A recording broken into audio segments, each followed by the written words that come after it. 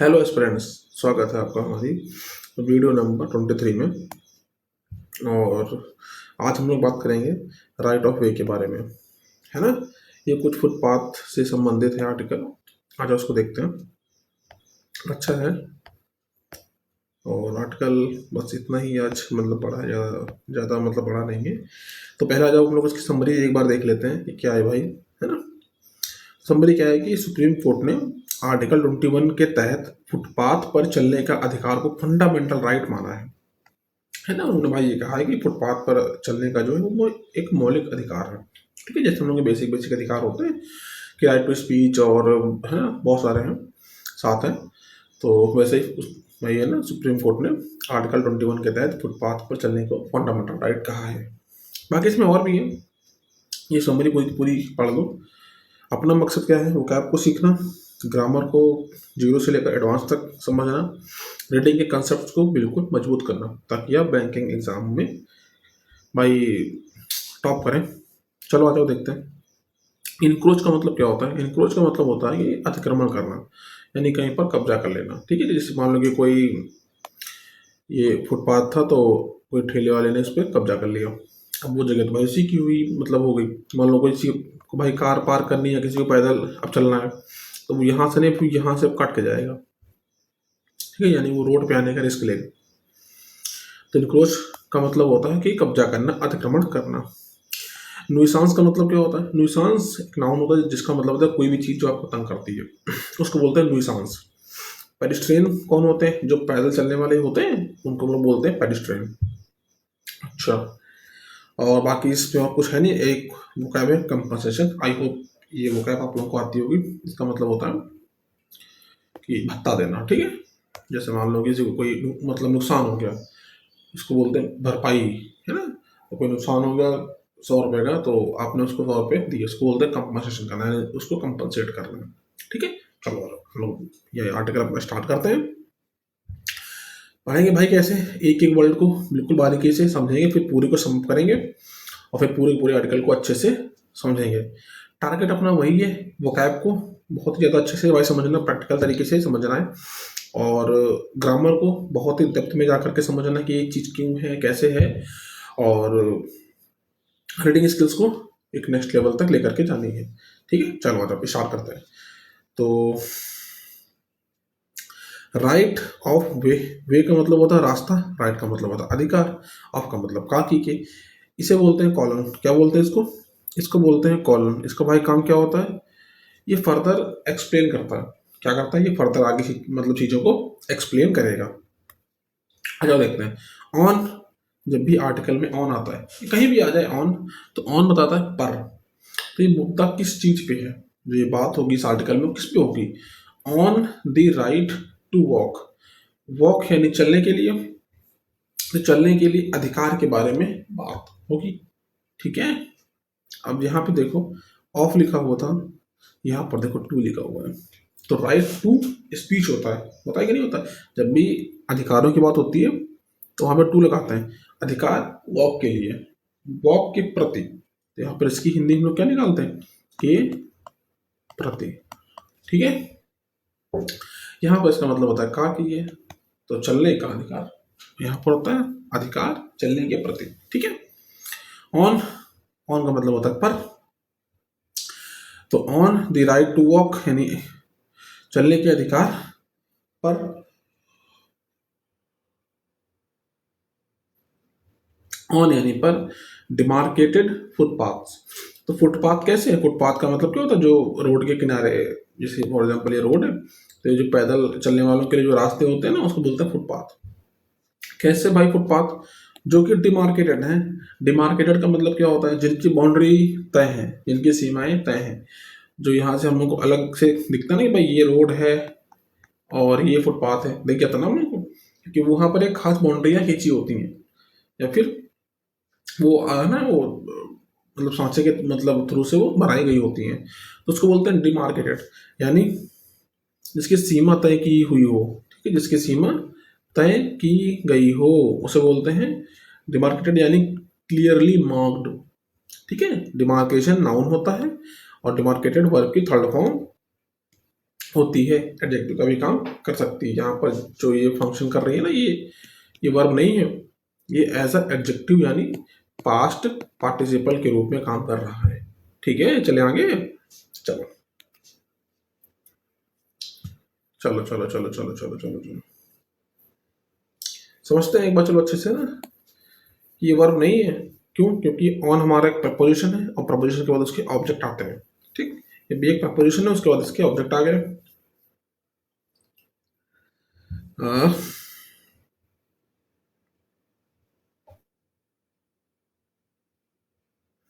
अच्छा, मुझे क्या लगता है कि यहाँ पे जो ये वाला टू है ना, अरे अरे अरे अरे, यहाँ पे जो ये वाला टू है ना, ये एज अ इन्फिनेटिव काम कर रहा है ना, चलने का अधिकार।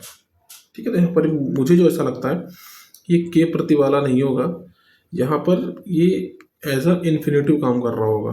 ठीक है, ऐसा होता है ना, टू गो जाना, टू कम आना, टू ईट खाना, तो वैसे टू वॉक का मतलब होगा चलना, तो चलने का अधिकार। तो यहाँ पर टू एक एज अ इन्फिनेटिव काम कर रहा है। ठीक है, बाकी ऑन के बाद इसके ऑब्जेक्ट है, तो बस यहाँ पर कोई भी सब्जेक्ट हमारा है नहीं और ना ही उसकी कोई भी वर्ब आई है। ठीक है, चले आगे। चलो, इंडिया यानी भारत, नीड्स यानी आवश्यकता होती है, टू बिल्ड यानी बनाने की, मोर फुट फुटपाथ और भी ज़्यादा फुटपाथ। अच्छा एक बात बताओ, फुट का प्लूरल क्या होता है? फीट। ठीक है, याद रखना, डबल ओ को डबल ई में चेंज करते हैं, सिमिलर टू प्लूरल का कंसेप्ट है। ठीक, चलो,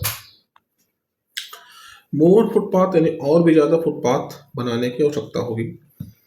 टू हेल्प यानी हेल्प करने के लिए, और ध्यान रखना हेल्प के बाद कभी भी आगे टू नहीं आएगा कि टू वॉक लिख दें। ठीक है, याद रखना, ग्रामर में काम आएगा। हेल्प के बाद कभी भी आगे टू नहीं आता। हेल्प पेडिस्ट्रियन यानी जो पैदल चलने वाले यात्री, उनकी मदद करना वॉक करने में, फ्रीली यानी आज़ादी से। ठीक है, इतना हो गया ना। चलो आगे देखते हैं। तो इंडिया को आवश्यकता होगी बिल्ड करने की ज़्यादा फुटपाथ्स, ताकि वो पेडिस्ट्रियंस की हेल्प कर पाए फ्रीली वॉक करने में। ठीक है, चले आगे। चलो, as part of the Supreme Court's expansion of article 21, तो आर्टिकल 21 का एक्सपेंशन, एक्सपेंशन का मतलब होता है कि फैलाव, सुप्रीम कोर्ट का, इसे बोलते हैं अपॉस्ट्रॉफी। ठीक है, तो सुप्रीम कोर्ट का expansion, as part of, as part of का मतलब होता है, एज का मतलब होगा के रूप में, पार्ट का मतलब हिस्सा, ऑफ का मतलब का की के, किसी बड़े काम या प्रक्रिया का हिस्सा होना, उसे बोलते हैं एज पार्ट ऑफ। ठीक है, जैसे as part of the project, तो कोई प्रोजेक्ट है, उसके हिस्से के रूप में वी प्लांटेड ट्रीज, हमने पौधों को लगाया। ठीक है, तो कैसे भाई समझेंगे? तो के हिस्से, ये हो गया हमारा ऑफ पार्ट, के रूप में यानी एज, इसे बोलते हैं एज, इसे बोलते हैं ऑफ पार्ट। ठीक, बस इतना सा है। ठीक है, और तो as part of Supreme Court's expansion of article 21 के हिस्से में, सिंस द 1970, तो 1970 से, सिंस का मतलब होता है से, 1970 से, कॉमा आ गया, तो सुप्रीम कोर्ट का जो एक्सपेंशन था आर्टिकल 21 1970 में, उसके ही रूप में, उसके हिस्से के रूप में, इट हैज डिक्लेयर्ड। अब बताओ ऊपर डिक्लेयर किसने किया हो, ये इट किसके लिए आया, मतलब आया हुआ है, ये इट आया हुआ है हमारा सुप्रीम कोर्ट के लिए। ठीक है, चलो, it has declared, supreme court ने अब जाकर डिक्लेयर किया है द राइट टू वॉक, यानी वॉक करने के प्रति अधिकार को डिक्लेयर किया, इस चीज को, ऑन डिमार्केटेड फुटपाथ्स, जो डिमार्केटेड फुटपाथ्स हैं वहां पर चलने के अधिकार को घोषित किया। अब फंडामेंटल राइट, तो ध्यान क्या रखना है, डिक्लेयर किस चीज को किया और क्या किया। ठीक है, तो चलने के अधिकार को डिक्लेयर किया, कहाँ पर चलना था भाई? फुटपाथ पर, जो कि डिमार्केटेड है, जो कि सीमांकित है, उसको क्या बताया है? अ फंडामेंटल राइट बताया है। बुझे? चले आगे, चलो। तो डिमार्केटेड फुटपाथ का मतलब क्या होता है? सीमांकित फुटपाथ, यानी ऐसे रास्ते या साइड वॉक्स जिनकी सीमा साफ साफ तय की गई हो ताकि पैदल चलने वालों को सुरक्षित जगह मिले। चले आगे, चलो। ये देखो आगे इसकी हिंदी लिखी हुई है, पढ़ लो। इसमें याद क्या रखना, एज पार्ट ऑफ हो गया के हिस्से के रूप में, डिमार्केटेड फुटपाथ का मतलब जान लो, ठीक है। चलो आगे। The bench of justice P.S. Narasimha and Atul S. चंदूरकर। तो एंड से दो सब्जेक्ट हमारे ऐड हुए हैं, लेकिन हमारा मेन सब्जेक्ट तो ये है जो कि सिंगुलर है, ठीक, क्योंकि ये तो ऑफ के बाद ऑब्जेक्ट बन गया ना। रीअफर्म्ड, रीअफर्म का मतलब क्या होता है? पहले होता है, देखो अफर्म का मतलब क्या होता है? अफर्म का मतलब होता है किसी चीज़ की पुष्टि करना, किसी भी चीज़ की पुष्टि करने को बोलते हैं अफर्म करना। अगर आप उसको दोबारा से कर रहे हो उसको बोलते हैं रीअफर्म करना। तो इसमें एक रूट है री, री का मतलब होता है अगेन। क्या होता है? री का मतलब होता है अगेन, कोई चीज़ बार बार करना। और एफर्म का मतलब होता है पुष्टि करना, किसी भी चीज़ को तो आपने दोबारा से कह के पक्का कर दिया, ठीक है। तो रीअफर्म का मतलब होता है कंफर्म्ड अगेन, अफर्म का मतलब होता है कंफर्म करना, और री का मतलब अगेन, तो दोबारा से कंफर्म करना, ठीक है। तो इन दोनों ने मिलके भाई, इन दोनों की जो बेंच थी उन्होंने रीअफर्म किया। क्या रीअफर्म किया?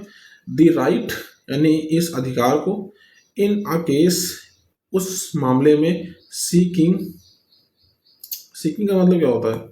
सीकिंग का मतलब होता है, तो रीअफर्म हो गया, ठीक है।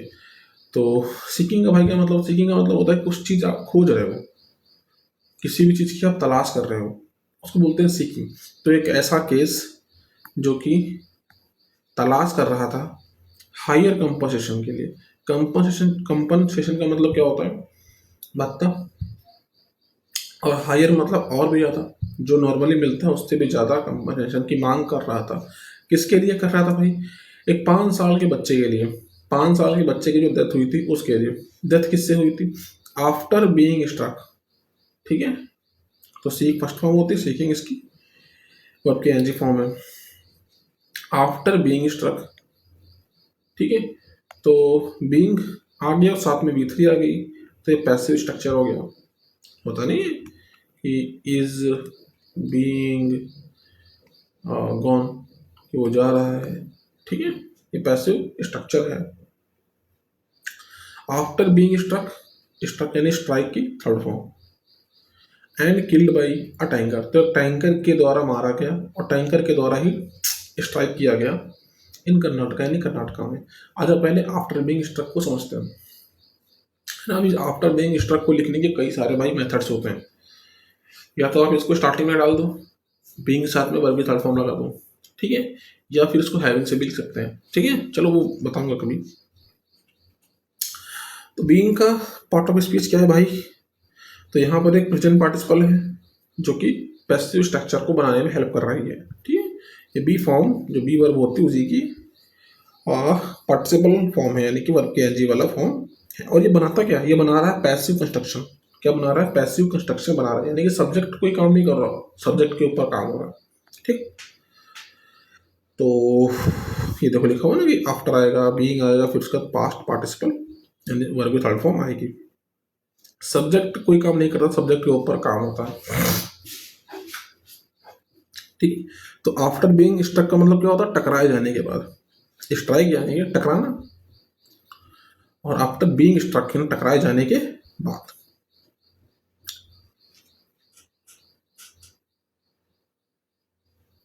जैसे तो कुछ एग्जांपल्स हैं, देखते हैं। ही क्राइड, वह रोया, after being scolded by his teacher. अच्छा, पैसिव की पहचान क्या होती है? इसमें बाई भी लिखा होता है, लेकिन बहुत बार बाई नहीं भी लिखा होता, समझो मेरी बात। तो बाई है, बाई के साथ में अगर वर्ब की थर्ड फॉर्म है तो कहीं ना कहीं पैसिव तो फॉर्म करेगी ही करेगी, ठीक है। यही एक सबसे बड़ी पहचान है। तो ही क्राइड, उसने रोया, आफ्टर के बाद, बीइंग स्कोल्डेड, तो डांटे जाने के बाद, डांटा किसने? बाय टीचर, उसके टीचर के द्वारा जब डांटा गया उसके बाद वो रोया। तो उससे डांटे जाने के बाद वह रो पड़ा, ठीक। द कार वॉज डैमेज, तो कार डैमेज हुई थी, कार ने खुद को डैमेज नहीं किया था, कार को डैमेज किया गया, क्योंकि यहाँ पे देखो वर्ब वॉज हेल्पिंग वर्ब के साथ में वर्ब की थर्ड फॉर्म लिखी हुई है, जबकि वॉज के साथ में कभी भी वर्ब की थर्ड फॉर्म नहीं आती है, तो मतलब ये पैसिव में है। तो कार डैमेज हुई थी after being hit by a truck, truck के द्वारा हिट करने के बाद। हिट की तीनों फॉर्म सेम ही होती हैं, हिट हिट हिट, ठीक है। चलो, सी फेल्ट वीक, उसने वीक यानी कमजोर महसूस किया। एक ये वाला वीक होता है और एक ये वाला वीक होता है, इसका मतलब होता है संडे मंडे वाला, और इसका मतलब होता है कमजोर, ठीक है।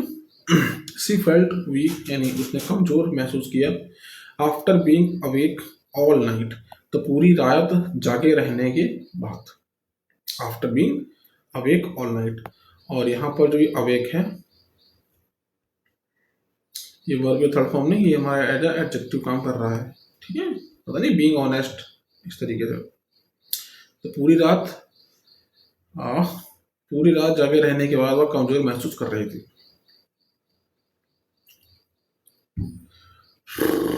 ठीक है। The boy died after being struck by lightning, तो स्ट्रक यानी स्ट्राइक के थर्ड फॉर्म है। चलो, तो बीइंग के साथ में अगर वर्ब के थर्ड फॉर्म आती है तो वो पैसिव वॉइस के रूप में काम करती है, यानी सब्जेक्ट पर कोई एक्शन हुआ, जैसे बीइंग पनिश्ड तो सजा दिए जाने के बाद, बीइंग इनवाइटेड बुलाए जाने के बाद, बीइंग स्ट्रक यानी स्ट्राइक टकराए जाने के बाद। समझ के पूरा का पूरा आर्टिकल।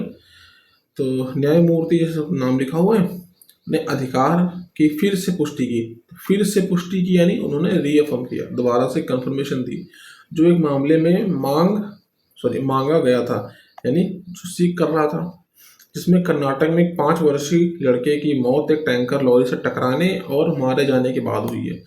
तो टकराना यानी स्ट्राइक, और बीइंग के साथ में वर्ब थर्ड फॉर्म, ये देखो यहाँ पर भी थर्ड फॉर्म है, being strike and being killed by a tanker. ठीक, चले आगे। चलो, एज समझेंगे अभी। देखो एज का मतलब समझ में तभी आएगा जब हम लोग आगे की ओर रीड करेंगे। तो पहले आगे की ओर रीड करते हैं, देन फिर हम लोग एज पे आते हैं। क्योंकि यहाँ पर एज के 2-3 मतलब हो सकते हैं, या तो क्योंकि का सेंस दे देगा, या फिर ये जैसा कि सेंस में भाई अपनी मीनिंग को छोड़ेगा। एज मोटराइज्ड ट्रांसपोर्ट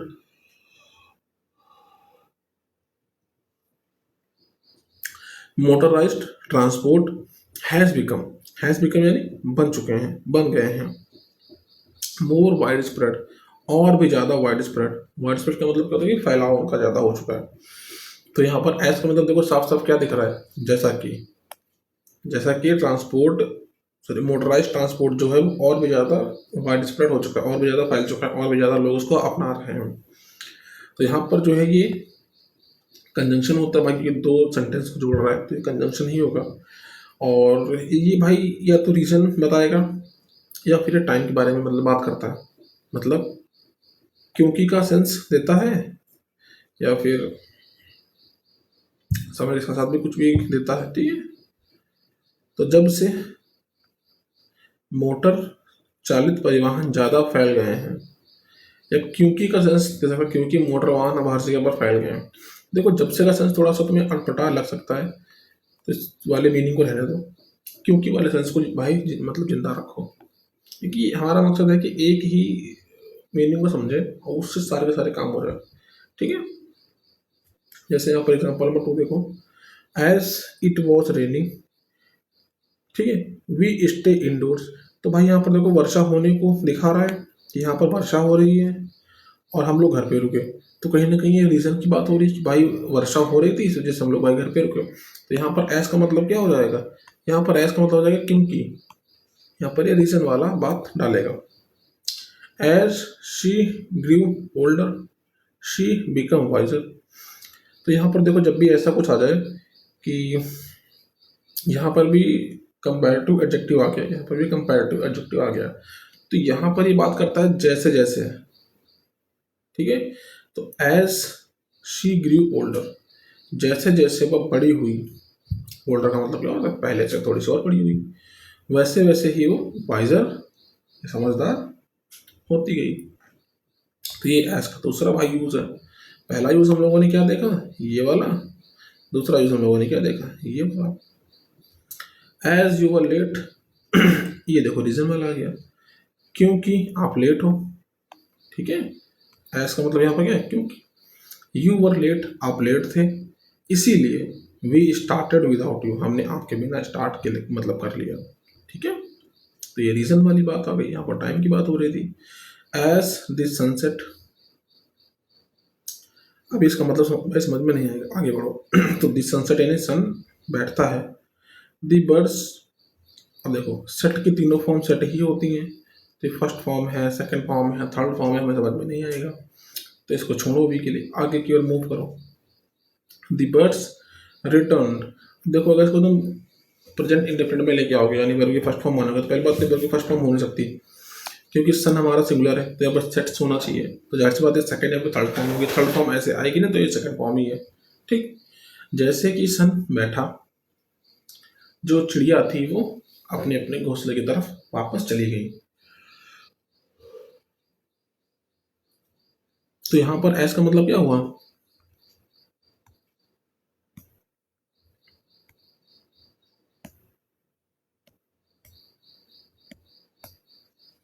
जैसे ही।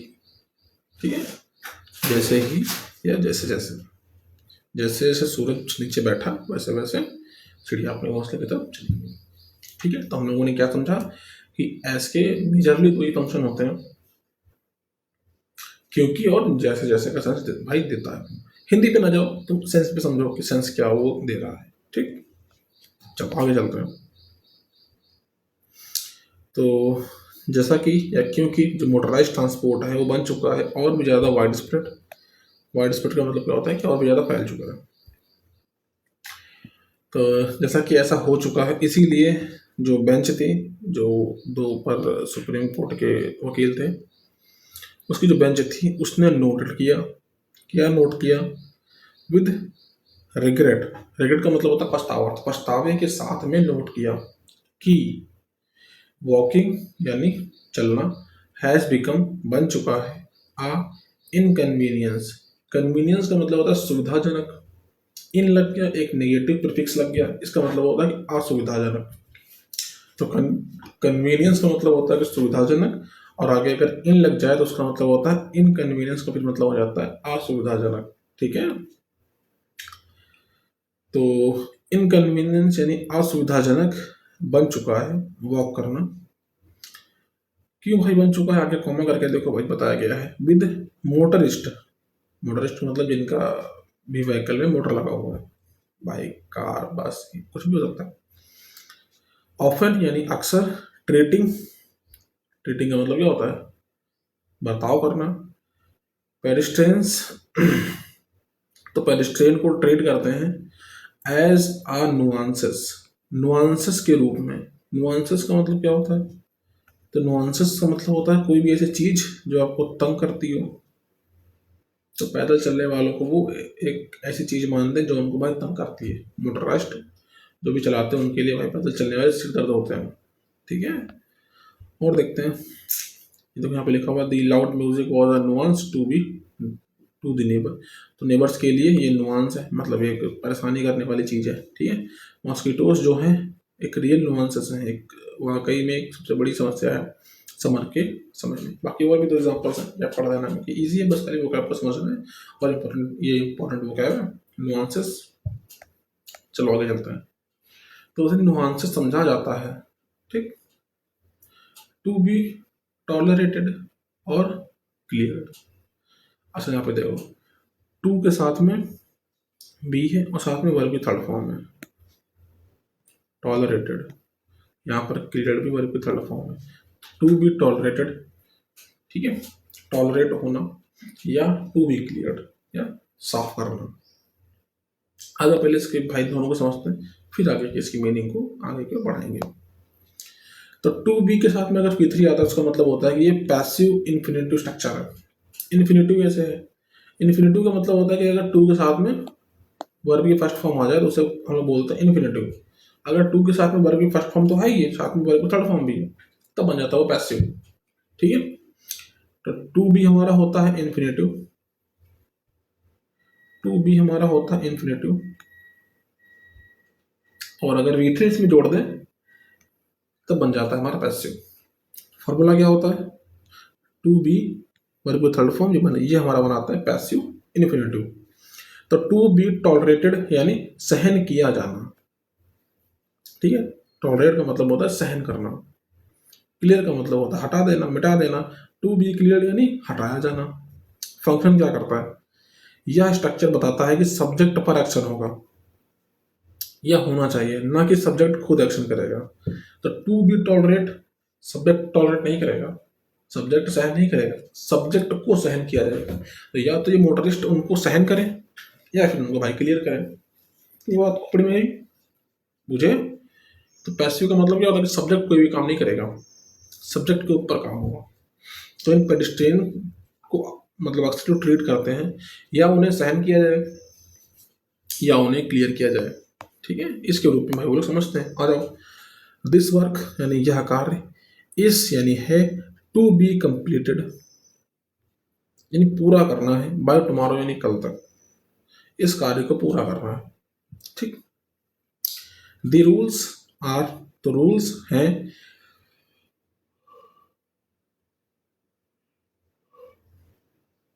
To be followed. क्या लिखा हुआ, एक मिनट यार,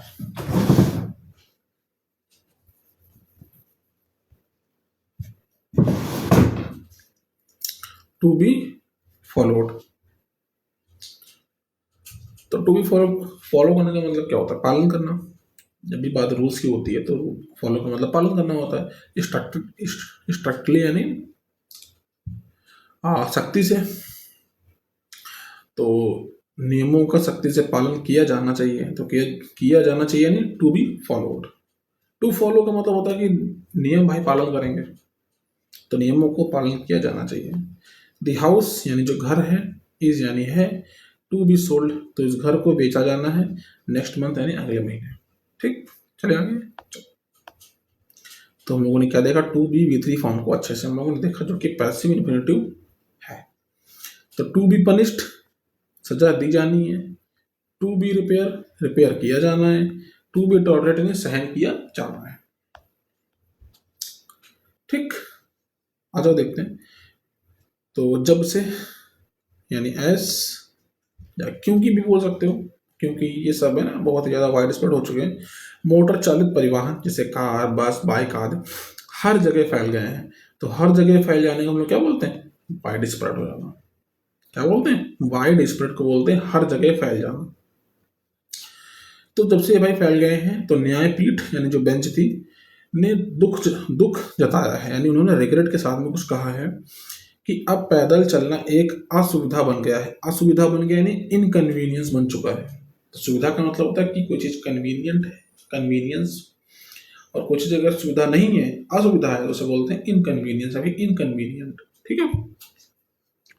क्योंकि वाहन चालक अक्सर पैदल चलने वालों को ऐसी परेशानी समझते हैं जिन्हें बस सहन किया जाए यानी टू बी टॉलरेटेड, या रास्ते से हटा दिया जाए या टू बी क्लियर कर दिया जाए।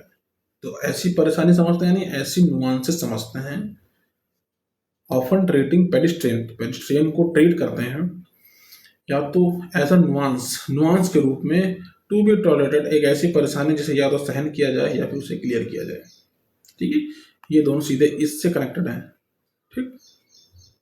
चले आगे। चलो, अच्छा ये वर्ब है, हमें कैसे पता कि ट्रीट करना ही है? क्योंकि यहाँ पे देखो मोटरिस्ट हमारे सब्जेक्ट के रूप में काम कर रहा है। अब ये सब्जेक्ट नहीं बन सकता क्योंकि यहाँ पर विद आ गया, तो विद के साथ में ये ऑब्जेक्ट बन गया। बट ये कहीं ना कहीं है तो हमारा सब्जेक्ट ही, मोटरिस्ट ही तो अक्सर ट्रीट करते हैं। अब ये अगर सब्जेक्ट है बट सब्जेक्ट नहीं है, क्योंकि ये तो एक ऑब्जेक्ट बन चुका है, लेकिन फंक्शन तो सब्जेक्ट के रूप में ही मतलब करेगा। तो ट्रीट यहाँ पे ना लिख करके वर्ब के एनजी फॉर्म में लिखा गया, ठीक है। क्योंकि यहाँ पर वर्ब अगर डाल दोगे तो भाई तुम्हें सब्जेक्ट एक चाहिए होगा, सब्जेक्ट नहीं है तो वर्ब को आईएनजी फॉर्म में डाल दिया, ठीक। चलो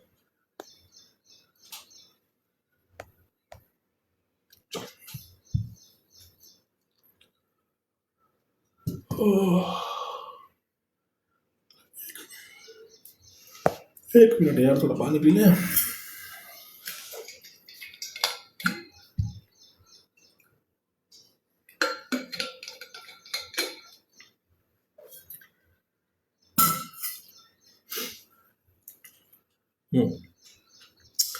इन द absence ऑफ, तो इन द absence का मतलब होता है, absence ऑफ का मतलब होता है कोई चीज़ है जो उपस्थित नहीं है। तो in the absence of national law, अगर कोई नेशनल लॉ नहीं है उसकी गैर हाजिरी में कौन सा लॉ गवर्निंग पेडिस्ट्रियंस राइट, जो पेडिस्ट्रियन के राइट को गवर्न करता है यानी उनकी रक्षा करता है, राइट्स को, तो उनके एब्सेंस में जो रिस्पॉन्सिबिलिटीज होती हैं for pedestrian safety, pedestrian safety के लिए जो जिम्मेदारियां होती हैं, इस जो जिम्मेदारी है सिंगुलर है, इस है स्प्लिट, तो स्प्लिट हो जाती है। ठीक है, आई थिंक स्प्लिट के तीनों फॉर्म सेम ही होते हैं, स्प्लिट स्प्लिट स्प्लिट। ठीक है, तो इस स्प्लिट यानी पैसिव में है, बट जाती हैं अक्रॉस म्युनिसिपल लॉ। अक्रॉस का मतलब क्या होता है, ये फैल जाना। हालांकि अक्रॉस का एक मतलब होता है किसी के पार जाना, जैसे नदी है तो अगर तो अब यहाँ से यहाँ तक जाते तो उसको बोलते हैं अक्रॉस। ठीक है, कि आपने इसको पार किया तो के पार। और अक्रॉस का एक और मतलब होता है कि आप पूरी की पूरी एरिया को कवर कर रहे हैं। ठीक है, तो अक्रॉस म्युनिसिपल लॉ, तो म्युनिसिपल लॉ के बीच टाउन प्लानिंग स्टैट्यूट्स, जो टाउन प्लानिंग स्टैट्यूट्स है उनके बीच में, या और स्ट्रीट डिजाइन गाइडलाइंस, तो इन तीनों के बीच में बट जाती हैं। अगर कोई नेशनल लॉ नहीं है, अगर कोई एक कानून नहीं है जो कि पेडिस्ट्रियन के राइट को बचाए, तो अगर वो नहीं है उसके अब्सेंस में तो जो जिम्मेदारियां होती हैं वो बट जाती हैं इन तीनों के बीच में। तो किसी के बीच में बढ़ जाते हैं उसको हम लोग अक्रॉस बोलते हैं। ठीक है, इस स्प्लिट अक्रॉस। ठीक है, चलो आगे देखते हैं।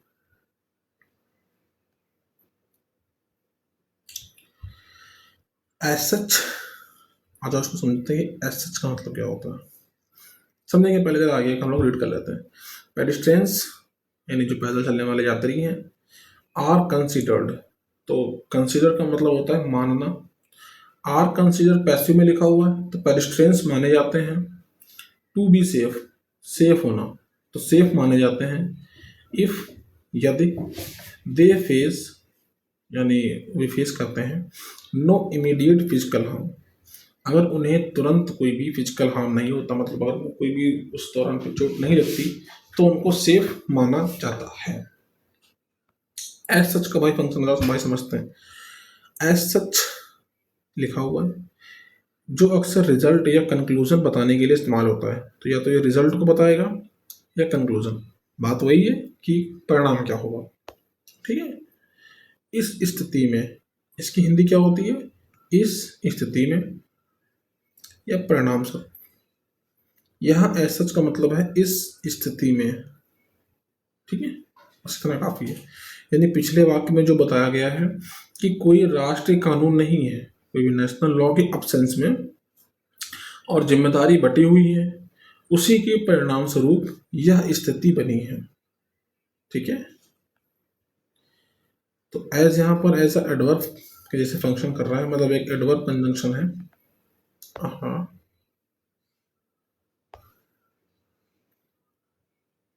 जो इन दैट कैपेसिटी या इन दैट सेंस का भाव देता है।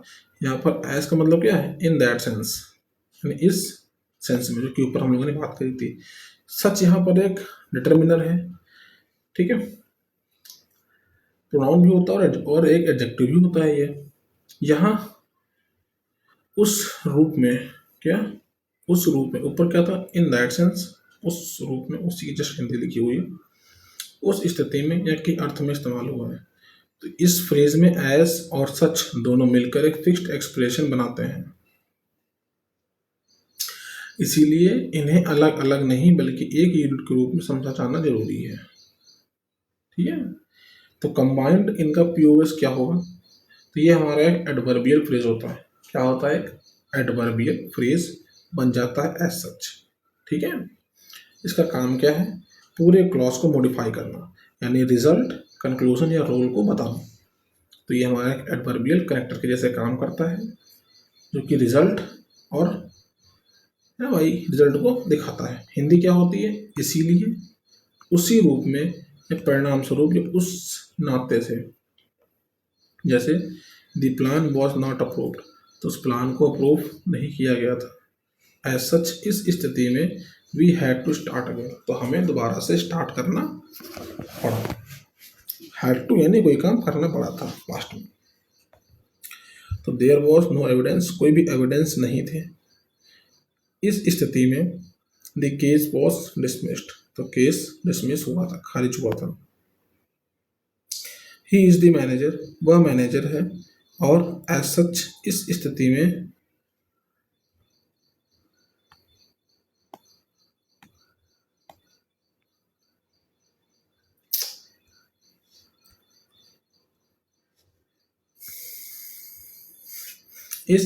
में he is responsible for the team, है ना। ऐसी सिचुएशन में क्योंकि वो मैनेजर है तो इस स्थिति में वह जिम्मेदार है टीम के लिए।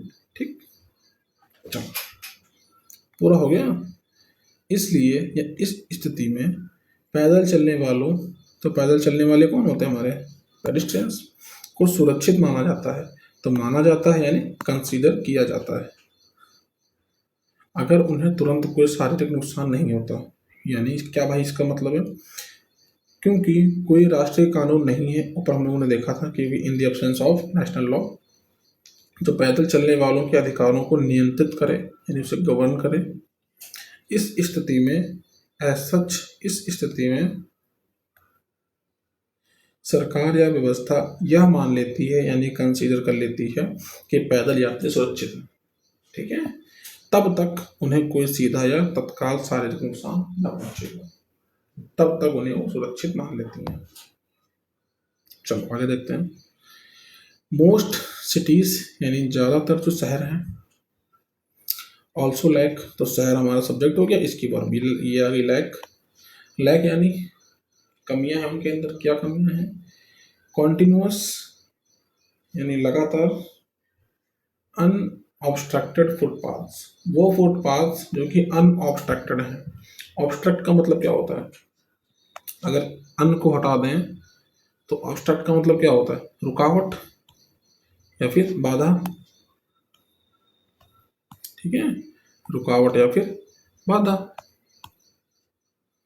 अन लग गया तो बिना किसी रुकावट या बाधा के, क्योंकि अन हमारा एक नेगेटिव प्रीफिक्स है। तो पूरे फ्रेज का मतलब क्या हो गया, कंटिन्यूअस अनऑब्स्ट्रक्टेड फुटपाथ, ऐसे फुटपाथ जो लगातार बने हों और जिन पर चलने में कोई रुकावट ना आए, यानी बीच में गाड़ियां, वेंडर, पोल्स या कंस्ट्रक्शन का मलबा ना हो, उसे बोलते हैं अनऑब्स्ट्रक्टेड फुटपाथ। और जो कंटिन्यूअस हो है मतलब आप उसमें लगातार चल सकते हो, ये नहीं कि 1 घंटे के लिए ही बस खुलेगा, आधे घंटे के लिए बंद रहता है दिन भर में। तो ज़्यादातर जो शहर हैं उनमें कंटिन्यूअस यानी लगातार, अनऑब्स्ट्रक्टेड यानी कि बिना रुकावट वाले फुटपाथ्स की कमी है। इसे बोलते हैं सेमी कॉलन, तो इसे बोलते हैं सेमी कॉलन। ठीक है, अभी आके देखेंगे क्या इसका मतलब है, अगर आएगा तो। आगे बस खाली हमें एक पॉज लेना होता है। वेयर यानी जहाँ पर, फुटपाथ्स डू एग्जिस्ट, जहाँ पर फुटपाथ्स एग्जिस्ट करते हैं। डू एग्जिट यानी जहाँ पर एग्जिट करते हैं।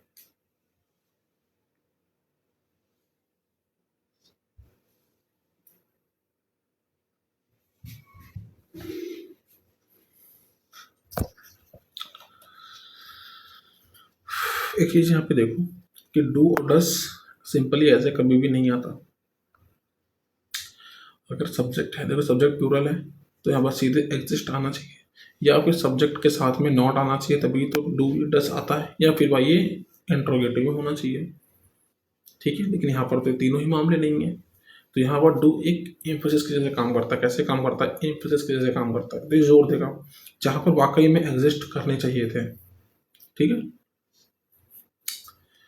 दे यानी शहर की बात होती है, आर ऑफन इनक्रोच्ड, सॉरी यहाँ पर बात हो रही है फुटपाथ्स की, जहाँ पर वाकई में फुटपाथ्स होने चाहिए शहरों में। अनऑब्स्ट्रक्टेड फुटपाथ्स की कमी है जहाँ पर वाकई में फुटपाथ्स होने चाहिए।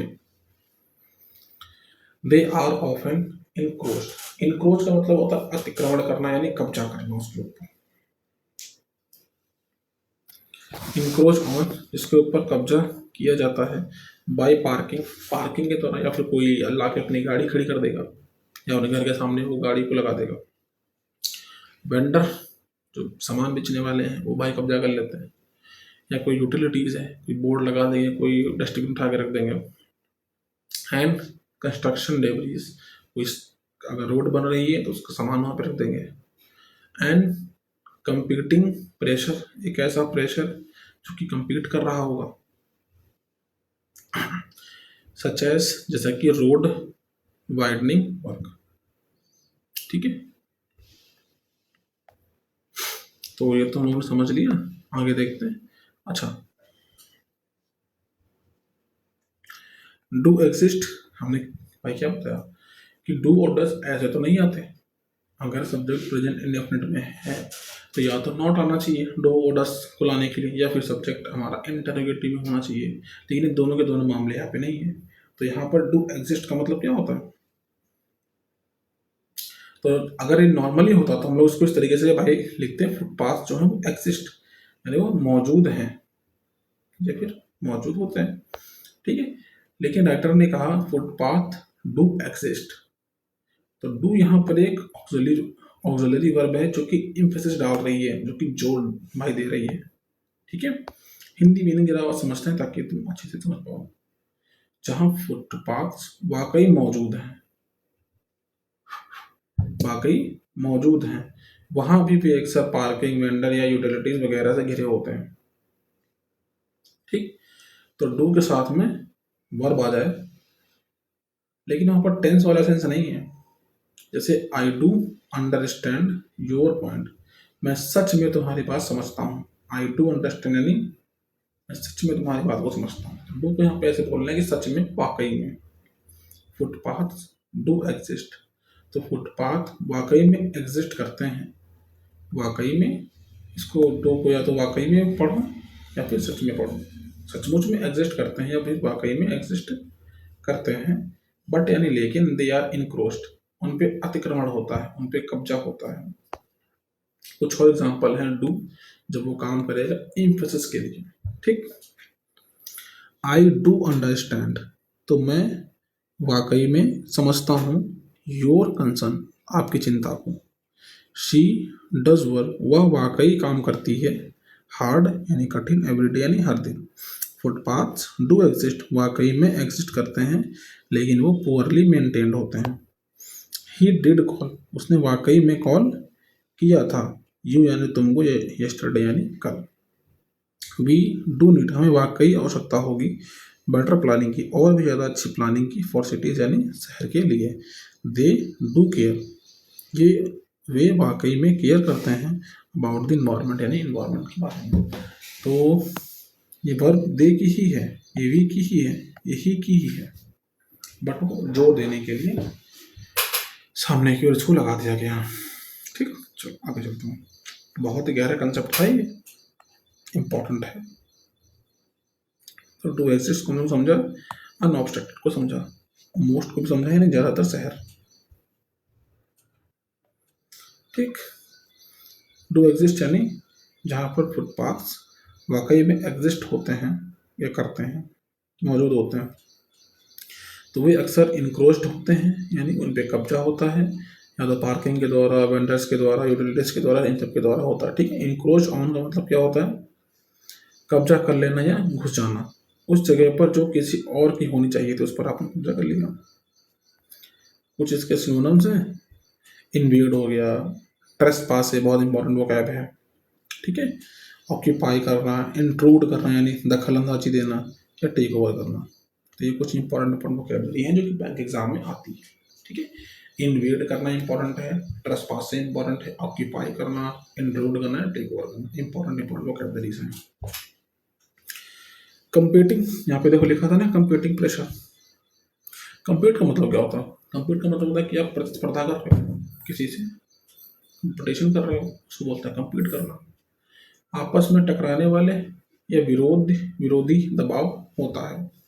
ठीक है, इसे बोलते हैं कंपीटिंग प्रेशर। जैसे कि रोड चौड़ी करने का काम है। स्टेप बाय स्टेप आगे समझते हैं। फुटपाथ पर already parking, vendor, utilities, construction labourers का कब्जा है। अब राइटर कह रहा है और एक और प्रॉब्लम है, यानी कंपीटिंग प्रेशर की। कंपीटिंग प्रेशर का मतलब क्या होता है? ऐसा दबाव जो एक दूसरे से भाई टकराता है। एक तरफ लोग चाहते हैं फुटपाथ बने रहें, यानी पेडेस्ट्रियंस के लिए रहें। दूसरी तरफ गवर्नमेंट या बिल्डर्स पर प्रेशर है, रोड वाइडनिंग करनी है, कि रोड भी भाई चौड़ी करनी है। तो अगर रोड चौड़ी होगी तो भाई जाहिर बात फुटपाथ छोटे होंगे। पार्किंग स्पेस, यूटिलिटीज के लिए भी जगह हो, ये सब एक दूसरे से कंपीट करते हैं, उसे बोलते हैं कंपीटिंग प्रेशर। एक ऐसा प्रेशर जो आपस में टकराता है ना, एक का फायदा तो भाई दूसरे का नुकसान, इसी को बोलते हैं कंपीटिंग प्रेशर। ठीक है, समझते हैं हिंदी में। ज़्यादातर शहरों में यानी मोस्ट सिटीज, ज़्यादातर शहरों में लगातार और बिना रुकावटी वाले फुटपाथ नहीं है। तो नहीं है मतलब उनमें लैक है, यानी कमी है। बिना रुकावटी वाले यानी अनऑब्स्ट्रक्टेड फुटपाथ, यानी फुटपाथ जहाँ फुटपाथ वाकई मौजूद है, वाकई यानी डू एग्जिट, वहाँ भी उन पर पार्किंग, दुकानदारों, बिजली पानी की लाइनें, निर्माण का कब्जा, निर्माण का मलबा, मलबा यानी डेब्रीज, और सड़क चौड़ी करने जैसे विरोधी दबावों का कब्जा रहता है। ठीक है, चलो वाइल्ड को समझेंगे पहले आके क्यों बढ़ता है। राइट यानी एक अधिकार, टू वॉक यानी वॉक करने के प्रति जो अधिकार है, इस डिजायरेबल। डिजायरेबल का मतलब क्या होता है कि अच्छा है ना, इच्छा अनुसार है। जबकि ऐसा है, तो वाइल का मतलब क्या है? हालांकि, जबकि कोई चीज ऐसी है फिर भी वो चीज ऐसी है। तो पॉजिटिव निगेटिव भी करता है और ये ड्यूरिंग का भी सेंस दे देता है। समझते हैं। तो यहाँ पर जो वाइल काम कर रहा है वो ऑल्दो के रूप में काम कर रहा है, यानी हालांकि के रूप में काम कर रहा है। तो वाइल के साथ में एक पॉजिटिव आइडिया को ऐड करोगे और फिर मेन क्लॉज को जोड़ के कॉन्ट्रास्टिंग ट्रुथ को बताओगे। सिंपल सी बात है, वाइल पॉजिटिव निगेटिव यहाँ पर करेगा। ठीक है, वाइल मनी इज इंपॉर्टेंट, यहाँ पर देखो पैसा इंपॉर्टेंट है, हैप्पीनेस ज़्यादा मैटर करती है। तो जबकि पैसा इंपॉर्टेंट है, हैप्पीनेस ज़्यादा मैटर करती है ना। इस तरीके से भाई तुम पढ़ सकते हो उसको। तो while a right to walk is desirable. Desirable का मतलब क्या होता है? जिसकी चाह की जाए, जिसकी इच्छा की जाए। ठीक है, हालांकि पैदल चलने का अधिकार वांछनीय है, यानी इच्छुक है, सब चाहते हैं ना ये वो अधिकार हो। सिनोनिम्स क्या होंगे? वर्थ वाइल हो, मूल्यवान हो, वैल्यूएबल हो, बेनिफिशियल हो, अट्रैक्टिव हो, एडवाइजेबल हो। डिजायर का मतलब होता है इच्छा, और डिजायरेबल का मतलब इसकी इच्छा की जाए। ठीक, जैसे आप पीसफुल सोसाइटी, एक ऐसी मतलब सोसाइटी जो कि पीसफुल है, शांति भरी है, इज डिजायरेबल। तो सब चाहते हैं कि सबकी इच्छा होती है कि एक ऐसी सोसाइटी हो। तो डिजायरेबल मतलब जिसकी इच्छा की जाए। Good health is desirable. Desirable का मतलब होता है जिसकी इच्छा की जाए, फॉर एवरीवन यानी हर किसी के लिए। चलो, तो जबकि चलने का जो अधिकार है वो डिजायरेबल है, मतलब जिसकी इच्छा की जाए वैसा है ये अधिकार, ये एक एडजेक्टिव है। तो द आइडियाज, जो विचार हैं, जो विचारे हैं, दैट की पेवमेंट्स। पेवमेंट का मतलब क्या होता है? पेवमेंट का मतलब होता है फुटपाथ्स या चलने के रास्ते होते हैं। पेव का मतलब क्या होता है? किसी भी चीज को पक्का करना। पेवमेंट उसी का नाम है, यानी जो सड़क के किनारे बने होते हैं ताकि लोग सुरक्षित चल सकें। तो पेवमेंट को एज अ फुटपाथ बोल सकते हो। ठीक है, पेव का मतलब होता है रास्ता बनाना। पेवमेंट का मतलब क्या होता है? वही बना हुआ रास्ता या फुटपाथ। तो पेवमेंट को हम लोग फुटपाथ बोलेंगे। हाँ, समझ में क्या सीखे? पेवमेंट को हम लोग एज अ फुटपाथ के रूप में भी जानते हैं। ठीक, चलो, तो डिजायरेबल है जो पेवमेंट्स हैं, जो हमारे फुटपाथ्स हैं, बिलोंग टू पेडेस्ट्रियन। तो पेडेस्ट्रियंस क्या हैं? तो बिलोंग टू यानी किसके हैं? बिलोंग टू का मतलब क्या होता है? किसके हैं भाई, किसका उस पर अधिकार है? यह सोचो कि फुटपाथ पैदल चलने वालों के हैं। This book belongs to me, तो यह किताब है वो मेरे को बिलोंग करती है, यानी मेरी है। The house belongs to my uncle. Belong to यानी किसकी है, ये घर किसका है, ये अंकल का है। पेवमेंट्स यानी जो फुटपाथ्स हैं, बिलोंग टू, ये तो पेवमेंट्स किसके हैं, पेडेस्ट्रियंस के हैं, पैदल चलने वाले यात्रियों के हैं। पेवमेंट डिजायरेबल बिलोंग टू यानी किसके हैं, पेडेस्ट्रियंस के हैं, यानी पैदल चलने वालों के हैं। और दैट यानी कि, तो विचार, दैट ये, that they have right, pedestrians के पास अधिकार है चलने का। शुड बी कि दे हैव राइट ऑफ वे, चलने का रास्ते का अधिकार है उनको। शुड, तो वो जो विचार हैं शुड बी होने चाहिए। कल्चरल, कल्चरल का मतलब क्या होता है, कल्चरल का मतलब होता है कि जो जुड़ जाए, आपकी संस्कृति से जुड़ जाए, मतलब आपको कुछ नया ना लगे। कोई चीज़ जो समाज की आदतों और सोच या व्यवहार का हिस्सा बन जाती है ना, उसे बोलते हैं कुछ चीज़ कल्चरल हो गई है, अब ये कल्चर में शामिल हो गई है। यह सोच सिर्फ कानूनी या नियमों में नहीं होनी चाहिए, बल्कि लोगों की संस्कृति में शामिल होनी चाहिए, ताकि यह लंबे समय तक टिक सके यानी एंड्योर कर सके। इन ऑर्डर टू यानी के उद्देश्य से, अब समझते हैं। Traditional, societal, customary, habitual, communal, ठीक है। से रिस्पेक्ट है फॉर एल्डर्स, यानी जो बड़े लोग हैं उनके लिए जो इज्जत है वो कल्चरल वैल्यू है, मतलब एक सांस्कृतिक मूल्य है। ट्रैफिक डिसिप्लिन जो है वो कल्चरल होना चाहिए, मतलब हर कोई भाई फॉलो करे। जैसे हम लोग ये रूल फॉलो करते हैं कि अगर ट्रैफिक लाइट रेड हो जाए तो भाई रुक जाना, वो सबको पता है। तो कल्चरल का मतलब होता है जो कल्चर का हिस्सा बन जाए, जो सभी को भाई मालूम हो जाए, ठीक है। तो कल्चरल होना चाहिए इन ऑर्डर टू, यानी उद्देश्य क्या होना चाहिए। इन ऑर्डर टू का मतलब होता है पर्पस क्या होगा, ठीक है। जैसे वी स्टडी, हम पढ़ते हैं, हार्ड यानी कठिन, इन ऑर्डर टू किस उद्देश्य से पढ़ते हैं, एग्जाम को पास करने के लिए।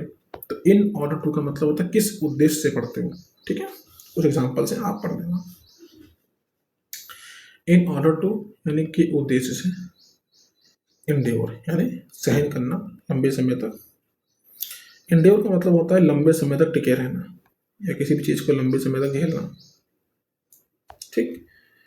तो लास्ट करना, सरवाइव करना, परसिस्ट करना, ठीक है, ये इंपॉर्टेंट है। तो एंड्योर का मतलब होता है एंड प्लस श्योर, इन अंत तक टिके रहना। अच्छा, पूरी की पूरी मैं मीनिंग को देखते हैं। हालांकि पैदल चलने का अधिकार वांछनीय है यानी डिजायरेबल है, हालांकि यानी वाइल, लेकिन, तो हालांकि यहाँ पे डालेगा और यहाँ पर लेकिन को लिखेगा, यानी वाइल क्या करेगा, इस बात को पहले बताएगा कि पॉजिटिव है, फिर यहाँ पर नेगेटिव को ठोकेगा, ठीक है। लेकिन यह सोच कि फुटपाथ पैदल चलने वालों के हैं, जो पेवमेंट्स हैं बिलोंग टू करते हैं पेडेस्ट्रियंस को, और उन्हें रास्ते पर प्राथमिकता मिलनी चाहिए, ठीक है। यह समाज के संस्कृत का हिस्सा बनना चाहिए। तो शुड बी कल्चरल, है ना, होनी चाहिए, ताकि, यानी इन ऑर्डर टू, उद्देश्य क्या होगा, यह लंबे समय तक टिक सके। तो लंबे समय तक टिक सके यानी एंड्योर कर सके, ठीक है, एंड्योर कर सके। चले आगे, चलो भाई, चलो।